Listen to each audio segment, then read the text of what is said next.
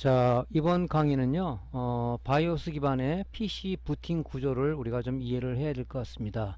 자, 우리가 전번 강의는 뭐냐면, 우리가 바이오스 쪽에 펌웨어가 불량일 때, 우리가 알아야 될 기본적인 이론에 대해서 좀 우리가 언급을 해봤죠.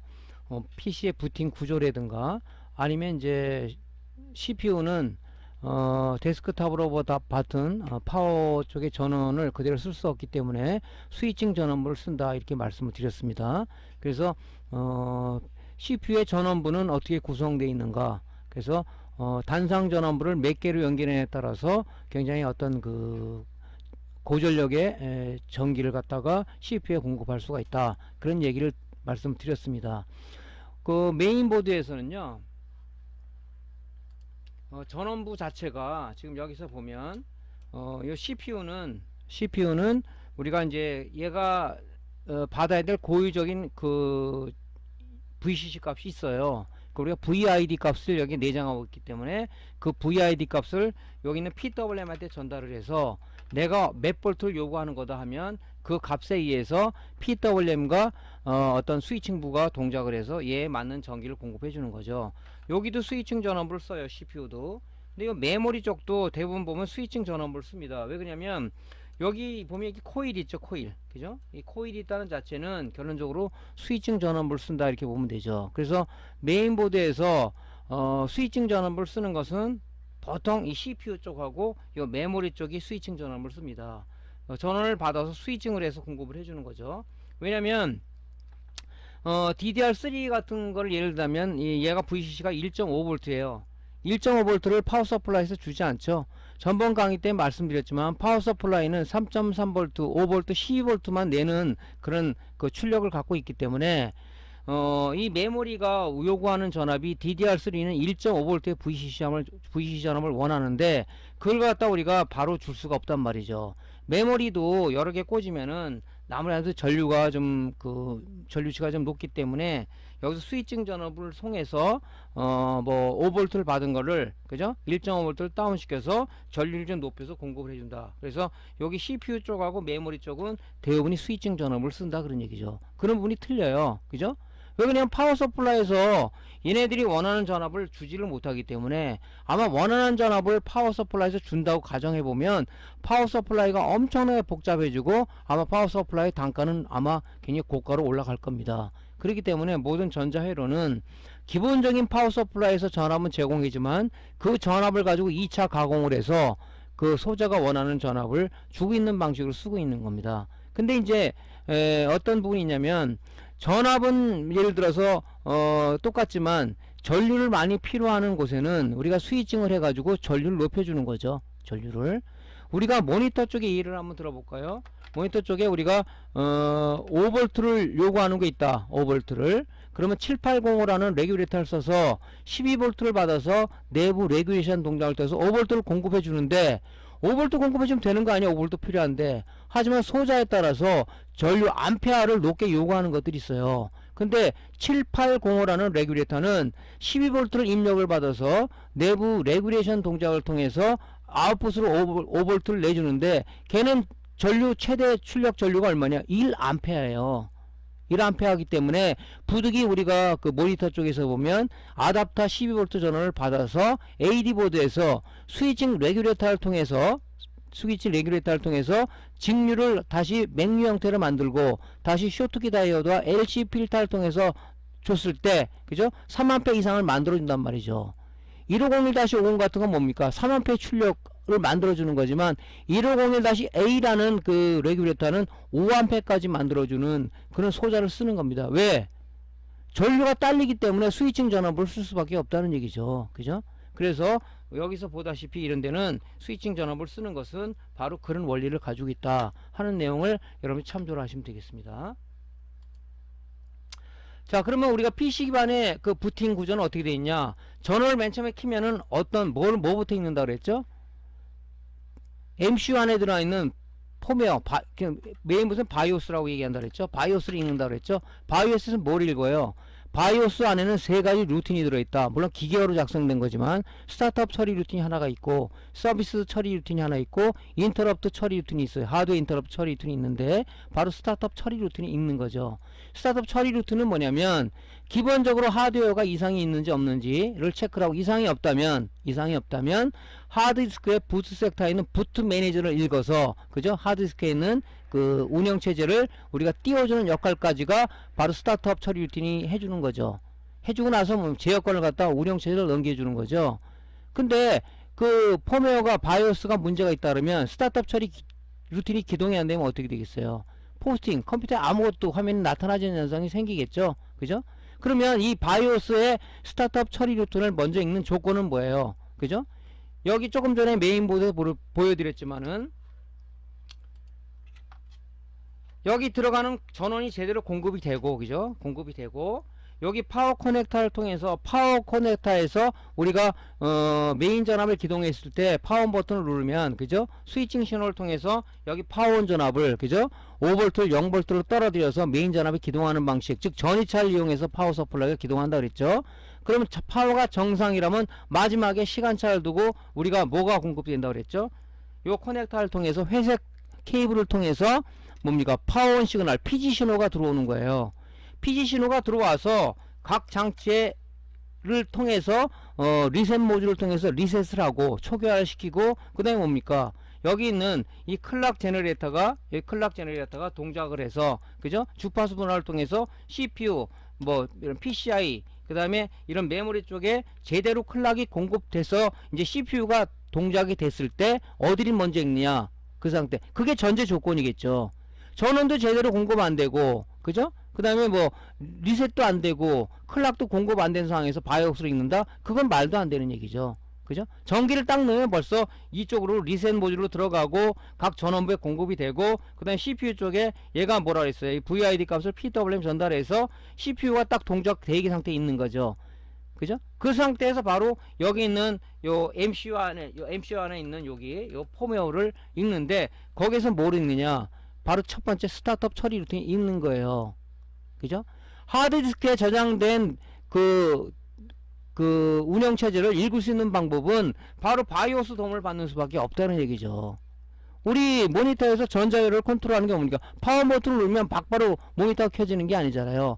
MCU 쪽에 들어가서 펌웨어가 연산을 해서 야 파워 온 버튼을 써서 동작을 시키자. 그러면 MCU 안에 있는 펌웨어가 연산을 해서 그죠? LED 백라이트를 키기 위한 스위칭 신호를 어디에? 드라이버보드 또는 인버터에 주고 그 다음에 패널 쪽에 그죠? 액정 패널을 동작시키기 위해서 대기하고 있던 5V를 게이트를 열어서 그죠? 게이트 신호를 열어서 어디 줍니까? 그죠? 패널보드에 5V를 공급해 주겠죠. VC 전원을. 그게 누가 해주냐면 바로 여기 있는 이런 것들 그죠? MCU 안에 들어있는 그 펌웨어가 해주는 역할이란 말이죠. 그게 정상 전원과 클락 리셋과 클락이 정상적으로 동작한다는 조건 하에서 바이오스의 스타트업 처리도 읽는다. 이것을 우리가 기본적으로 알아야 돼요. 무조건 읽는 게 아니라 여기서 전원부도 정상도 아니고 여기 지금 뭐 클락도 제대로 공급 안 되는데 바이오스 쪽에 이걸 읽을 수가 없겠죠. 그죠? 그게 전제 조건이란 하에서 말씀을 드리는 거예요, 제가. 자, 그러면은 첫 번째 제일 먼저 우리가 전원을 켜면 뭘 읽는다 그랬습니까? 이 바이오스 얘기죠. 바이오스 안에 들어가 있는 그 MC 안에 들어가 있는 바이오스 읽는데 그 세 가지 루틴 중에서 스타트업 처리 루틴이라는 놈을 읽는다. 그 스타트업 처리 루틴을 읽으면 이제 어떻게 되는 거죠? 하드웨어가 이상이 없는지 먼저 체크를 하겠죠.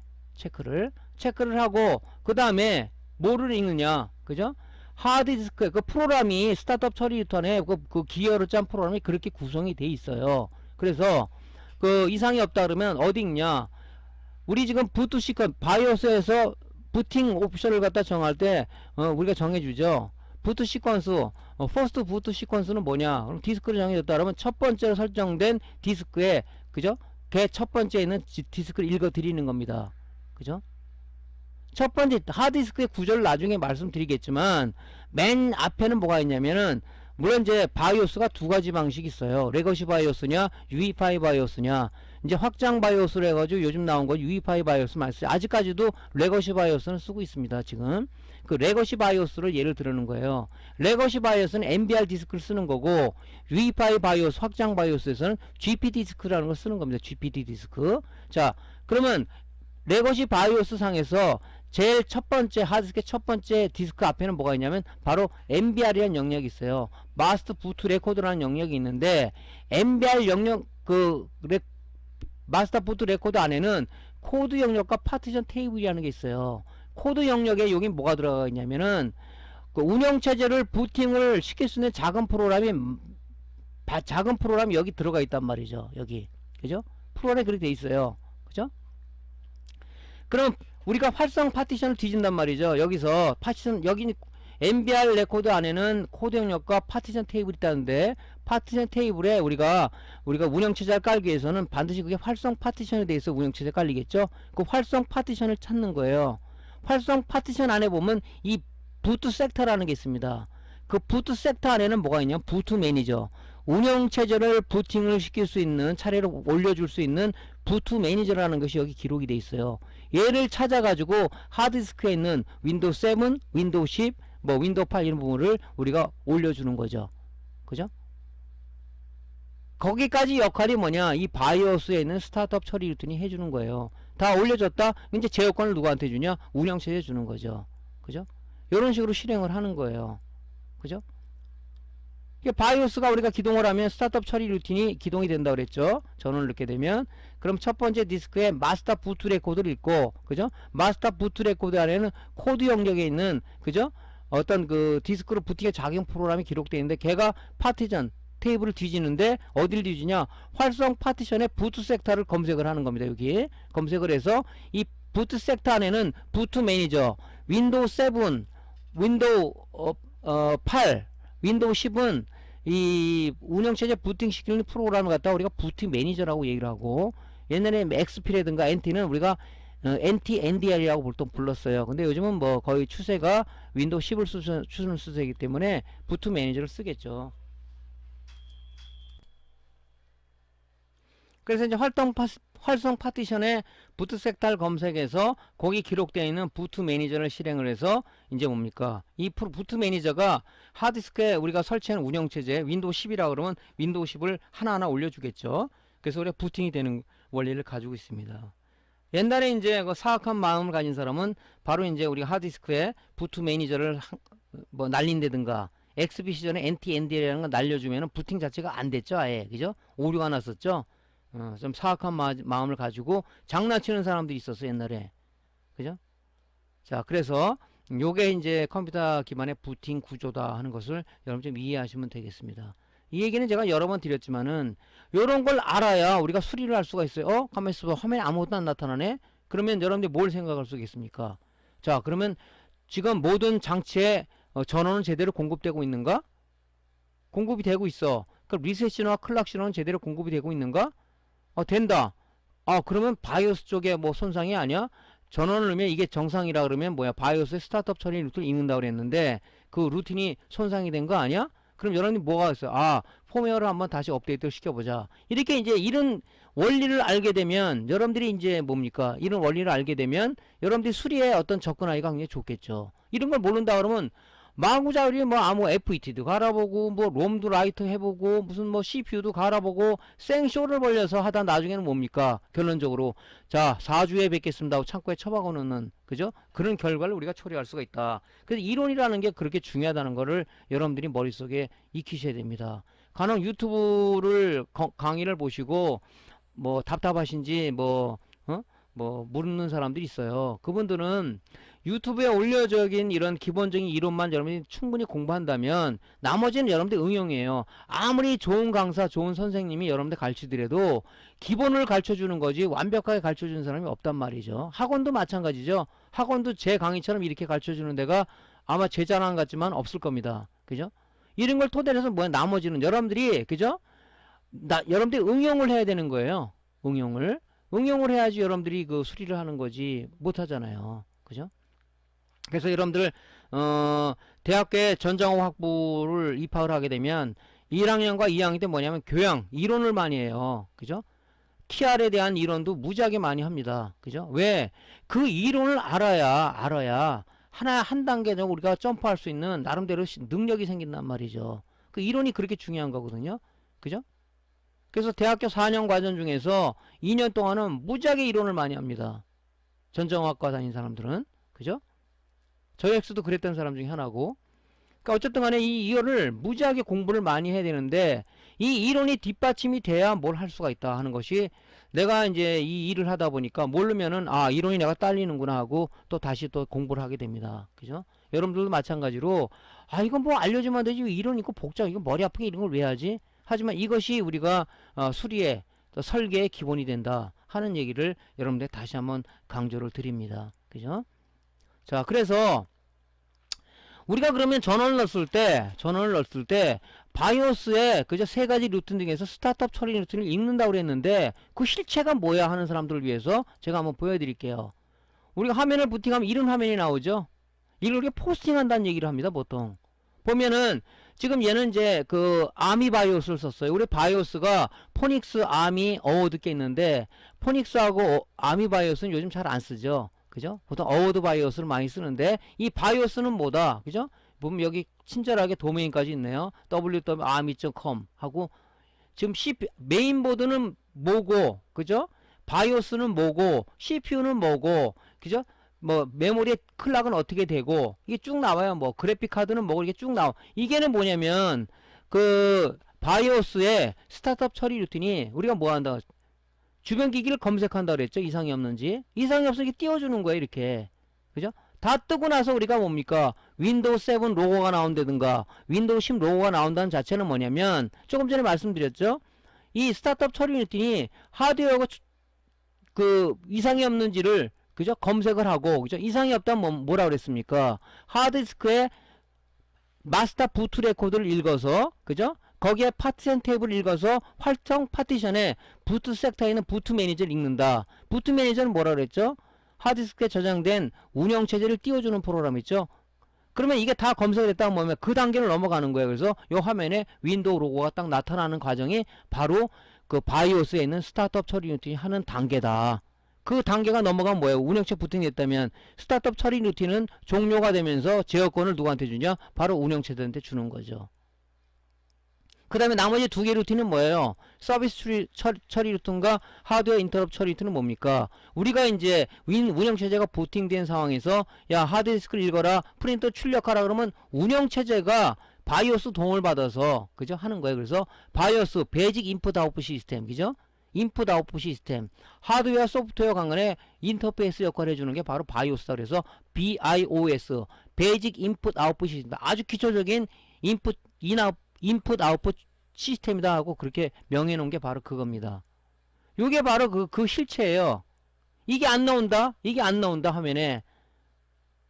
그러면 바이오스 손상일 가능성이 크다. 물론 뭐 좀 이 전제 조건이 뜨는 전제 조건이 뭐라 그랬어요? 각 전원부에 전기가 정상적으로 공급이 되고 리셋 모듈이 작동을 해서 장치가 리셋되고 그 다음에 클락이 공급돼서 그죠? 클락 제너레이터가 주파수 분할을 해가지고 CPU에 필요한 클락 그죠? 메모리에 필요한 클락 PCI 익스프레스에 필요한 클락 그죠? 메모리에 필요한 클락을 줘야 된다 그랬죠. 왜?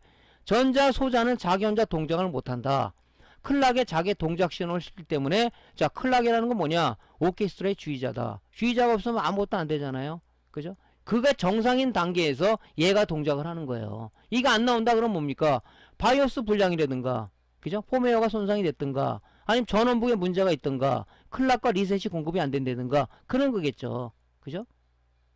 그러니까 이 나타난 실체는 뭐냐면 바로 바이오스의 스타트업 처리 루틴이 실행되면서 나타난다. 이게 왜 나타나지 하시는 분도 있을지 몰라요. 근데 이제 요게 안 나타나고 뭐 메인보드 로고가 나타나면서 윈도우 부팅되는 게 있겠죠. 윈도우 로고를 바이오스에 대해서 로고 화면을 디저블 시켜야 되면 이 화면이 나타나죠. 그죠? 근데 이게 안 나타나는 경우가 많아요. 왜냐면 보통 바이오스 이 화면이 뜨면서 운영체 부팅 전에 그 메인보드 쪽에 그 로고가 나타나게 되죠. 그죠? 그래서 이게 가려지는 겁니다. 근데 그거를 바이오스 쪽에서 그 로고 옵션을 우리가 디저블 시키기 그 메뉴에 있는 게 있고 없는 게 있을 수 있어요. 삼성 것도 마찬가지. 삼성 이게 로고 나오죠. 그걸 우리가 바이오스에 들어가서 로고를 디저블 시킬 수가 있어요. 비활성화를 시키면 이런 게 나타나죠. 그죠? 근데 이게 보기 싫으니까 아마 로고로 대처시킨 게 아닌가 그런 생각도 듭니다. 그죠? 자, 요렇게 이제 화면이 나타나는 거예요. 요게 그 실체다. 이제 여러분들 이해하셨을 것 같습니다. 자, 그래서 이제 이 지금 그 수리 사례는 뭐냐면, 우리가 화면무 현상으로서 결론을 말씀드렸죠. 폼웨어 손상에 폼웨어 손상. 그래서 스타트업 처리 유닛이 기동 안 되면 이로 인해서 우리가 화면 무 현상이 생긴 겁니다. 뒤에서 이제 차례로 설명을 드리겠는데, 우리가 MC 쪽에, 그죠? 이 MC 쪽에 핀맵을 꼭 외울 필요가 있어요. 그죠? 외울 필요가 있습니다. 요 거의 구조는 똑같아요. 자, 점이 있는 부분이에요. 점이 있거나, 또 점이 없는 부분도 있죠. 그죠? 여기가 이렇게 홈이 이렇게 파인 게 있어요. 여기가 1번입니다. 여기가 1번. 그죠? 점이 있는 부분이나 이렇게 파져 있는 부분, 어? 노치가 있는 부분, 요 부분이에요. 여기에 이제 우리가 1번이라고 생각하시면 되겠죠? 그죠? 자, 여기 1번이에요. 1번 칩 이네이블. 그죠? 칩 셀렉트라고 그래 가지고 어떤 그 얘를 사용할 때는 얘가 이네이블, 디저블 시키는 요 단자인데 요 단자고, 2번이 뭡니까? 시리얼 아웃풋이에요. 어떤 그 액션을 주게 되면 내부 연산 과정을 통해서 이쪽으로 출력이 되는 거죠. 그죠? 이쪽으로. 그 다음에 뭐 라이트 프로텍터라고 이거는 뭐 몰라도 되고, 이 4번은 뭐냐면 VSS는 그라운드예요. 그라운드를 VSS라고 얘기도 합니다. 그죠? 이 4번이 그라운드예요. 플러스가 있으면 당연히 마이너스가 있어야 되지 않습니까? 그러니까 전기가 흐름이 되죠. 그죠? 이게 없다면 전기가 어디로 흘러갈 거예요? 그래서 VSS는 그라운드라는 표현을 쓰지만 VSS라고도 표현한다는 얘기죠. 요거는 뭐예요? 시리얼 인풋이에요. MCU가 동작을 하기 위해서는, 이 소자가 동작을 하기 위해서는 외부로부터 클락을 받아야 돼요. 얘가 동작을 하기 위한, 이 클락에 자기 동작 신호를 시키기 위해서 규모 공급을 받아야 돼요. 이런 것들은 어디서 받겠습니까? 클럭 제너레이터부터 뭘 받겠죠. 그죠? 주파수 분할기를 통해서 나온 그걸 통해서 받든가 딴 쪽에서 받겠죠. 들어가서 받고, 그죠? 아, 그게 아니죠. 이게 시리얼 클락이죠. 이게 이 클락이 바로 그 역할을 하는 거고요. 그죠? 시리얼 인풋은 뭐냐면 어떤 명령이 들어왔을 때 이쪽으로 입력이 들어가는 거죠. 그럼 내부 연산 과정 시리얼 아웃풋으로 나가는 거죠. 제가 잘못 얘기를 했네요. 여기에 시리얼 클락이 바로 그거예요. 얘는 혼자 동작을 못하기 때문에 외부로부터 얘가 동작 신호를 시키면 클락을 받는다. 그게 시리얼 클락입니다. 그죠? 그러니까 우리가 파형에 나오는 것은 요 시리얼 인풋 클락, 시리얼 인풋 클락, 그 다음 시리얼 아웃풋 쪽에서 우리가 어떤 파형이 나오겠죠. 뭐 칩 셀렉터도 마찬가지입니다. 칩 셀렉터도 뭐 그런 파형이 나겠죠. 어떤 얘가 사용하는 거 이런 어떤 파형이 들어갈 거, 안 한다 그러면 이렇게 되겠죠. 이런 식으로 어떤 파형이 나오겠죠. 이런 식으로. 그죠? 우리 옛날에 그 모니터 수리해 본 사람은 SMP 립스보드에서 우리가 이제 그 PWM이 그런 역할을 하는 거잖아요. 온오프 신호를 주니까 이게 온타임이고 이게 오프타임이잖아요. 그죠? 온오프에서 우리가 FET 드레인에 걸려있는, 그죠? 드레인에 걸려있는 310V를 스위칭을 해서 DC를 우리가 AC화해서 트랜스듀서에 넘겨준다. 그런 얘기를 했죠. 그렇게 이제 선택을 했냐, 안 했냐, 그런 뜻을 나타내는 거죠, 이게. 자, 그 다음에 8번이 뭐예요? 8번이 VDD. 이게 VCC예요. VCC. 이걸 자꾸 혼동하는 사람이 있더라고. 이 표현을 갖다가 공통적으로 했으면 좋겠는데, 보통 어떤 사람은 VCC를 VDD, 그죠? VCC죠? 그죠? 플러스라는 뜻이에요. 그죠? 근데 VCC라는 말도 쓰고 VDD라는 말을 써요. 그죠? 요건 VCC는 뭐냐면 우리가 이제 그 TR에서 그런 의미를 나타내는 거고, 요거는 이제 VDD는 FET 쪽에서 쓰는 용어를 이렇게 쓰는 것 같은데, 뭐 용어는 통일은 안 돼 있어요. 그죠? 자, 요게 8번이 VCC예요. 그러니까 우리가 알아야 될 단자는 뭐냐면, 그죠? 당연히 VCC가 8번이고 대각선 반대쪽에 뭡니까? 마이너스 단자인 VSS 단자가 있어요. 그라운드 단자가 있단 말이죠. 그죠? 그 다음에 5번이 시리얼 인풋. 어떤 명령이 들어왔을 때 일로 들어가서 2번 단자 시리얼 아웃풋으로 나온다. 그죠? 그래서 우리가 그라운드, VCC, 시리얼 인풋, 클락, 그 다음에 시리얼 아웃풋, 요거는 우리가 알고 있어야 됩니다. 그죠? 여기 지금 세 군데에서 거의 파형이 나오죠. 보통 시리얼 아웃풋, 시리얼 인풋, 시리얼 클락. 그래서 바이오스가 죽었냐 안 죽었냐를 우리가 알라 그러면, 그죠? 물론 조금 전에 전제 조건이 뭐라 그랬어요? 전원부가 다 정상 동작되고 리셋 모듈이 동작되고 클락이 동작된 상태에서 우리가 얘기를 하는 겁니다. 그럼 시리얼 인풋은 당연히 어떤 클락이 시리얼 이쪽으로 들어가겠죠. 그죠? 이쪽으로 클락으로. 그 다음에 뭡니까? 이 동작이 안 돼. 일로 나와야 되는데 안 나온다 그러면 여기가 아마 펌웨어가 손상이 되면 이 시리얼 아웃풋으로 안 나올 겁니다. 이게 이쪽으로. 이게 안 나온단 말이죠. 그죠? 그럴 경우는 여러분들이 펌웨어 손상이겠다. 이렇게 여러분 생각하시면 되겠죠. 그죠? 그렇게 해서 우리가 요 단자는 외울 필요가 있다. 그죠? VCC, 그라운드, 시리얼 인풋, 클락, 시리얼 아웃풋. 이렇게 여러분들이 의미를 외우고 있는 게 좋죠. 언제 이걸 뭐 바쁜 세상에 뭐 데이터 시트를 찾아고 외우겠어요. 그죠? 우리 지금 모니터나 TVS는 MCU 있잖아. MCU도 요 구조를 가지고 있죠. 이렇게 거의 핀맵이 거의 비슷해요. 그러니까 여러분들이 하나만 외우면 되겠죠. 자, 그래서 지금 그 MCU는 내부 동작이 그렇게 되어 있죠. 칩 이네이블, 그죠? 칩 셀렉트라고 얘기도 합니다. 그죠? 사용한다 안 한다. 그죠? 클락. 얘가 이 MCU가 동작을 하기 위해서 어떤 클락에 자기 동작식을 시키기 위해서 외부로부터 클락을 받는다. 외부로부터 어떤 명령이 들어왔을 때 이쪽으로 들어간다. 그죠? 시리얼 인풋. 예를 들어서 컨트롤 알트 델을 눌렀어. 그럼 뭡니까?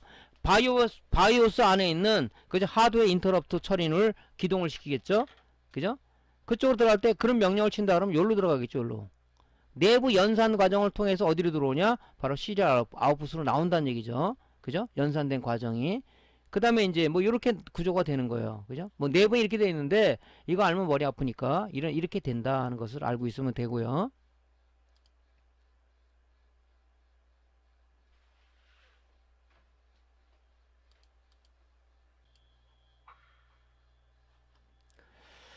자, 바이오스 회로 해석을 좀 잠깐 해보면 지금 했던 내용이에요. 전원이 공급되면 당연히 이제 뭐 전원이 공급되면 그죠? 여기에 전원부가 동작이 될 거고다. 그 다음에 어떤 이 파워 커넥터를 통해서 파워가 이상이 없다는 PD 신호를 받아서 리셋 모듈에 의해서 장치가 초기화되고 그 다음에 뭡니까?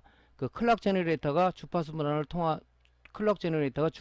통해서 CPU 이쪽에 주변 기기에 어떤 클락을 제공하고 그 다음에 CPU가 동작을 해가지고 뭡니까? 제일 첫 번째 바이오스의 포스트 루트 그 스타트업 처리 유니트를 읽는다고 그랬죠? 그죠? 그런 부분이에요. 그죠?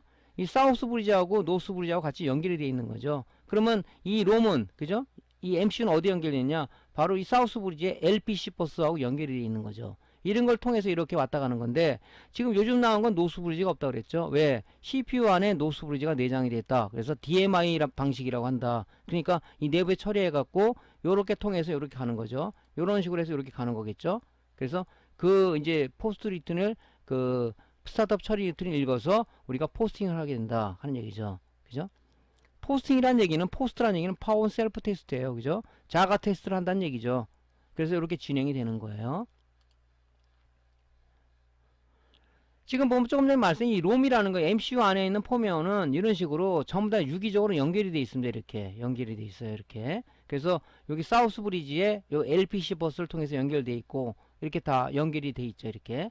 그래서 보통 MCU가 필요로 하는 전화 VCC는 보통 3.3V가 들어가요. 8번 단자, MCU 8번 단자가 VDD라고 그랬죠. 즉 VCC라고 그랬죠. 거기 재면은 3.3V가 나올 겁니다. 근데 딱 쟀더니 뭐 1V가 나와. 당연히 동작이 안 되겠죠.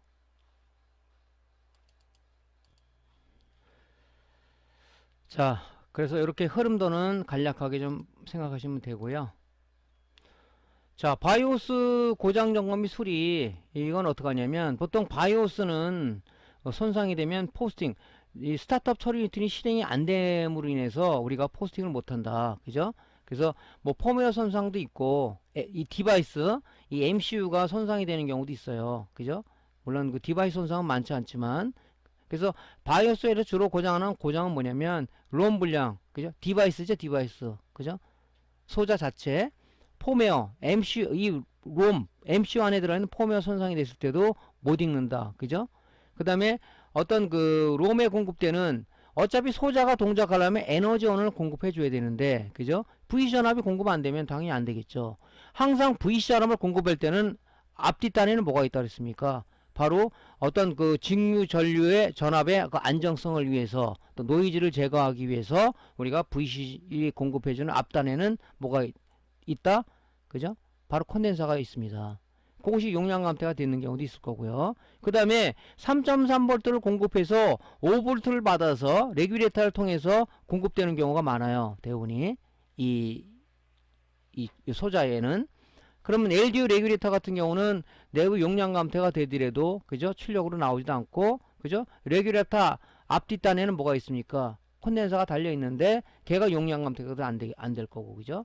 사우스지 불량이라도 뭘 안 되겠죠. 왜? 사우스 브리지를 통해서 사우스 브리지의 LBC 버스를 통해서 뭐 MCU가 연결됐다고 그랬잖아요. 그게 불량이라도 그러겠죠. 그죠? 그래서 여러분들이 이제 그 고장을 점검할 때는 MCU 쪽에 일단 클락이 제대로 들어가는지, 그 다음에 VC 전압이 제대로 들어가는지, 그죠? 그 다음에 이제 시리얼 인풋과 시리얼 아웃풋에서 제대로 파형이 나오는지, 그죠? 이런 부분들을 우리가 오실로스코프로 측정을 해봐야 된다. 근데 바이오스에 제일 많이 고장되는 불량이 보통 보면 이제 그 VC 전압 공급이 안 되는 부분, 폼웨어 손상이 되는 부분, 그죠? 레귤레이터 쪽보다는 그 앞뒷단에 연결된 콘덴서 어떤 용량 감퇴. 예? 물론 파워 서플라이는 당연히 우리가 뭐 메인보드 수리하기 전에 먼저 우리가 파워 테스트 지그를 통해서 얘가 정상인지 체크를 한다 그랬죠. 걔는 정상이라는 가정하에서는 한다는 얘기죠. 그죠? 그래서 이렇게 이제 주요 고장이 있다. 자, 그럼 우리가 첫째 우리가 바이오스 에러 상세 점검할 때 뭐라 했어요? 자, 우리가 옛날 강의에서는 뭡니까? 수리할 때는 뭐 복잡한 단계로 여러분이 모르니까 이제 초보 수준에서 많이 했는데, 이제는 안다는 전제조건에서 심플하게 측정하는 방법을 해서 빠른 고장 및, 그죠? 수리 방법에 대해서 이번 강의를 진행하는 거죠. 그러니까 이럴 때는 우리가 조금 전에 말씀을 다 드린 내용인데, 먼저 뭐부터 하냐? CPU라든가, 그 다음에 그래픽 카드 쪽이라든가 메모리 쪽에 전원이 지금 제대로 들어가는 걸 먼저 측정해야 되겠죠. 왜? 걔가 측정 에너지원이 공급 안 되면 동작이 안 되는 거니까. 파워 서플라이가 정상이라는 가정하에서 말씀드리는 겁니다. 그죠? 그 다음에 두 번째는 뭐예요? 클락 전원에 들어가는데 이 CPU하고 메모리는 이 스위칭 전원부를 쓴다고 그랬어요. 파형이 제대로 출력되고 있는지. 그죠? 전압은 들어가지만 어떤 파형이 왜곡됐다 그러면 정상적인 어떤 전압은 아닐 거란 말이죠. 그죠? 그래서 우리가 파형을 재고 그 다음에 뭘 해야 되겠어요? 그죠? 그 다음에 이제 뭐 다른 뭐 이 바이오스 쪽에서 그죠? 제대로 아웃풋이 나오는가를 측정해야 되겠죠. 일단 제일 중요한 게 뭐냐면 빨리 수리하는 방법은 자, CPU 쪽에는 CPU가 원하는 공급 VID 값에서 VID 값에 의해서 얘가 원하는 전압이 있다고 얘기했었죠. 그 전압이 제대로 들어가는가를 먼저 측정을 하자. 자, 일단은 드레인단 스위칭에서 자 12V를 받아서 그죠? CPU가 VID 값을 PWM한테 줬겠죠. PWM이 뭡니까? VID 값을 PWM에 주게 되면 PWM 내부 안에서 내가 이런 VID 값이야 이런 전압을 요구를 해. 그러면 얘가 내부에 펄스 발진을 해갖고 어디 줘요? 이 드레인에는 12V가 대기하고 있겠죠. 스위칭을 해가지고 그죠? 넘겨주는 거잖아요.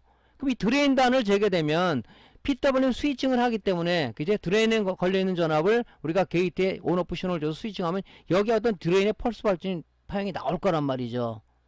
그죠? 우리 모니터 수리할 때 보잖아요. PWM에서 우리가 온오프 신호를 주게 되면 FET 드레인에 311V가 걸려있는데 거기다 찍으면은 펄스 파형이 나오죠. 출력 파형이. 걔는 뭡니까? 직류가 아니라 맥류 형태죠. 그렇기 때문에 여기서 LC 필터를 통해서 직류를 만들어주는 거죠. 여기 이 드레인을 단에 재봤더니 1.198V가 걸려요. 보통 CPU는 2V 미만이 걸린다고 그랬죠. 얘는 정상이라고 봐야 되겠죠. 이해되시죠? 여러분들 모니터 수리해본 사람은 립스보드 수리해본 사람은 SMPS 수리해본 사람은 이해가 될 거예요. 그죠? 스위칭 전압부가 이 드레인에서 파형이 나온다는 거. 뭐 게이트를 찍어도 어떤 입력 그 펄스 파형이 나오겠죠. 하지만 출력이 제대로 나오나 봐요. 모든 건 출력부터 재라고 제가 말씀을 드렸어요. 출력부터. 그죠? 그래서 쟀을 때 그죠? DC 모드로 놓고 재야 되겠죠. DC 모드로 쟀고 흑색 리드봉을 그라운드 여기 그라운드에 물렸죠. 그라운드에 물리고 측정을 해본 거예요. 그죠? 측정을 했더니만 1.198부터 나왔다. 정상이라고 봐야 되겠죠. 자, 그 다음에 어디를 재야 돼서 메모리 스위칭 전압을 쓴다고 그랬죠. 이 코일이 있다는 자체는 스위칭 전압보다 보면 돼요. 여기 코일이 있는 것은 스위칭을 해서 LC 필터를 통해서 L과 C를 통해서 여기에 공급되는 거죠. 자, 메모리 스위칭 전압부도 마찬가지로 재는 거예요. 그죠? DC 모드로 재니까 1.32V가 나왔어요. 정상이죠? 그죠? 왜? 얘는 DDR3 메모리예요. 이 DDR3라고 돼 있죠? DDR3 메모리의 VC 전압은 1.5V입니다. 그죠? 그래서 여기 쟀을 때 우리가 드레인 쟀으니까 1.32V, 1.532V가 나왔다. 정상이죠? 그러면 여러분들이 이제 VC 전압은 메모리 잘 모를 것 같아서 다시 한번 상기시키는 의미에서 말씀을 한번 드릴게요. 메모리는 현재 뭐 DDR4, 3를 많이 쓰지만 옛날에는 뭐 DDR1, 2, 3, 4를 썼어요. 1, 2를 많이 썼죠. DDR1의 동작 전압 VC 전압 2.5V예요. DDR2는 1.8V. 자꾸 전압이 내려가죠. 전압은 내려가면서 전류는 좀 높아지는 성향을 보이고 있는 거죠. 지금 많이 쓰는 건 DDR3죠. 얘가 동작 전압 1.5V란 말이죠. 지금 우리가 많이 쓰는 DDR4는 뭐냐? 1.35V예요. 이 전압이 나오는 거. 이걸 알고 있어야 되겠죠. 쟤니까 1.5V. 아, 이거 잠깐만 봐. 이게 메모리가 몇 볼트 나오지? 이렇게 또 생각하면 안 되잖아. 메모리에 따라서 뭐 SD램은 안 쓰는 거니까 요거는 우리가 동작 전압을 알고 있어야 된다. 클락까지는 모르더라도 DDR1, 2, 3의 V 전압, 에너지 공급원 전압이 얼마나 되는가를 우리가 알고 있을 필요는 있어요. 그죠? 그래서 최소한도 3 내지는 4는 우리가 동작 전압을 알고 있어야 된다. 3가 1.5V, DDR4가 1.35V다. 그죠? 요건 알고 있어야죠. 그래서 아까 재니까 1.532가 나와있죠? 정상이죠? 예. 그래서 메모리 VC 전압은 참고로 알고 있으면 돼요. CPU는 모르잖아요. CPU는 거기 표현이 안 돼 있어요. 그 안에 내부의 VID 값을 가지고 CPU 전원부에서 하다 보니까 우리가 몰라요. 아마 글쎄 CPU를 사면 박스에 뭐 몇 볼트라 표현이 되어 있나 그건 모르겠네요. 제가 살펴보긴 해야 되겠는데.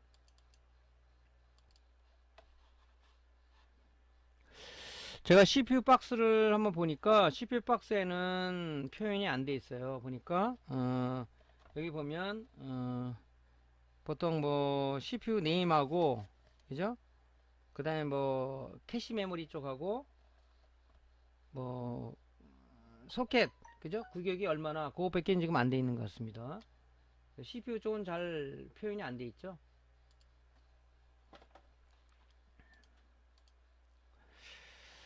자, 그 다음에 이제 뭘 재야 되겠습니까? 뭘. 그죠? PCI 이쪽에, 그죠? PCI 이거 그래픽카드 꽂는 쪽에, 그죠? 만약 그래픽카드 여기 꽂는 타입이다, 그러면, 여기 지금, 여기 보면, 보통 요 PCI 슬롯 옆에 보면 이 FET가 있어요. 요 위쪽에도 있을 수가 있는데, 여러분이 좀 찾으면 되겠죠, 그죠? 그쪽에 보면, 요쪽에도 이 지금 이 전원부가 있습니다. 보통 여기 3.3V가 좀 들어가는 부분 있죠? 요게. 그거 재보니까 3.3V가 나와요. 그러면 여기도 정상이라고 봐야 되겠죠. 그죠? 그러니까 먼저 전원부터 측정을 해봐야 되겠죠. 화면 무라 그러면은 뭐 쿨러는 쿨러가 안 돌아가는 것은 우리가 전원부라고 생각해도 되겠지만은 화면부 같은 경우는 돌아가는데 뭐 이거는 12V 받아서 팬이 돌아가다 보니까 그죠? 이 내부의 전압이 이렇게 CPU라든가 메모리라든가 그래픽카드라든가 MCU 쪽에 전압이 들어가고 일단은 에너지원이 공급이 되잖아요. 그게 첫 번째 우리 측정이란 말이에요. 빨리 측정하는 방법은. 그래서 재보는 거죠. 정상이라고 봐야 되겠죠. 그 다음에 이제 뭡니까? MCU죠. 제일 중요한 게. MCU 쪽에서 8번 단자가 뭐라 했어요? 이 VC 단자죠. 8번 쪽을 갖다가 딱 재니까, 여기 재니까 3.3V가 나오네요. 그죠? 보통 MCU는 3.3V가 들어갑니다. 그죠? 그 정상입니다. 얘도 그죠? 일단은 우리가 봤을 때 전압은 다 정상이라고 봐야 돼요. 그죠? 스위칭도 지금 제대로 하고 있고, 제대로 공급이 되고 있고, 전압도 제대로 들어가. 근데 여기서 중요한 게 뭡니까? 중요한 게. 전압은 나오지만은 얘가 왜곡이 되더라도 스위칭 파형이 왜곡이 되더라도 전압이 정상이라도 왜곡이 되면 문제가 생길 수가 있어요. 그죠? 정상적인 게 아니니까. 그럼 우리가 뭘 이제 전압을 쟀어요. 근데 뭘 재겠어요? 오실로스코프로 우리가 파형을 측정을 해봐야 돼요. 파형이 왜곡됐는지 안 됐는지를 알아야 된단 말이죠. 그 MC 쪽에서 지금 인풋이 제대로 들어가고 있고 아웃풋으로 나오고 있는지를 봐야 된단 말이죠. 그쵸? 정상이란 전제 조건 하에서. 자, 그러면 한번 여기 봅시다. 전압 측정하는 거. 자, DC 모드로 놓고요. 자, 그라운드 일단은 우리가 그라운드 이 악어 클리어 물려서 여기다 지금 연결해 놓은 거예요. 한 손으로 측정하기 위해서. 요건 방법을 알려드렸죠? 자, 1.198이 나와요. 정상입니다. 이쪽이. 얘도 스위칭 전원부죠. 이 코일이 있죠? 예. 드레인 단에다 재니까 1.5V가 나와요. 왜? DDR3는 VCC가 1.5V라고 그랬죠. 자, 8번 단자 여기 됩니다. 이게 MCU죠. 여기 MCU. 딥 타입의 MCU. 그죠? SMD 타입이 아니라 딥 타입이에요. 8번이에요. 8번. 3.3V가 나옵니다. 전원부 이상 없군. 그죠? 스킵하면 되겠죠? 자, 이 그래픽 카드 쪽이죠? 3.3V 나오죠, 이쪽에. 네. 정상이라고 우리가 판단한 겁니다. 요렇게 재는 거예요. 자, 두 번째는 뭐냐면 이제 파형을 한번 재봐야 돼요. 우리 지금 모니터 수리하시면 알죠? 나오는데 왜 그러지? 그러면 어디 잽니까? 그죠? PWM의 아웃풋이라든가 아니면 FET의 PWM 아웃풋하고 그 FET 어디하고 연결되어 있죠? 게이트죠? 게이트에 재든가 해서 파형이 나오는지 보고 그 다음에 정상적으로 출력 파형이 어디 나오냐? 드레인 단을 잰단 말이죠. 그죠? 그래서 CPU 전원부 쪽에 1.198V 나오지만은 이 파형이 왜곡됐는지 안 됐는지를 우리가 또 점검해 볼 필요는 있어요. 오실로스코프로 찍으니까 아주 파형이 정상적으로 나옵니다. 출력 파형이. 그죠? 정상 나왔죠? 그래서 정상적이라 보는 거예요. 아, CPU 전원부는 이상이 없구나. 그죠? 두 번째는 어디에? 메모리도 스위칭 전원부라고 그랬죠? 스위칭 전원부. 여기다 딱 우리가 재니까 정상적으로 왜곡되지 않은 아주 정상적인 파형이 나오고 있습니다. 1.5V의 파형까지 정상이구나. 메모리 전원부 이상 없어. 자, 그럼 동영상 한번 보겠습니다. 동영상으로. 자, 일단 그 CPU 쪽에 전원부를 재면 그럼 파형이 나왔죠?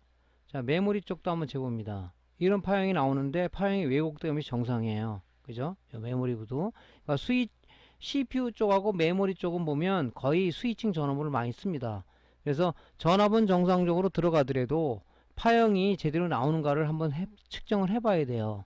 그죠? 지금 현상은 뭡니까? 아무것도 화면에 출력되지 않은 현상이다 보니까 전압은 정상이라도, 그죠? 혹시 이게 파형이, 스위칭 파형이 왜곡되지 않았는지를 우리가 점검해보는 그런 시간이 필요하겠죠. 그죠? 그래서 현재 두 개는 전압과 파형은 정상이라고 본 거죠.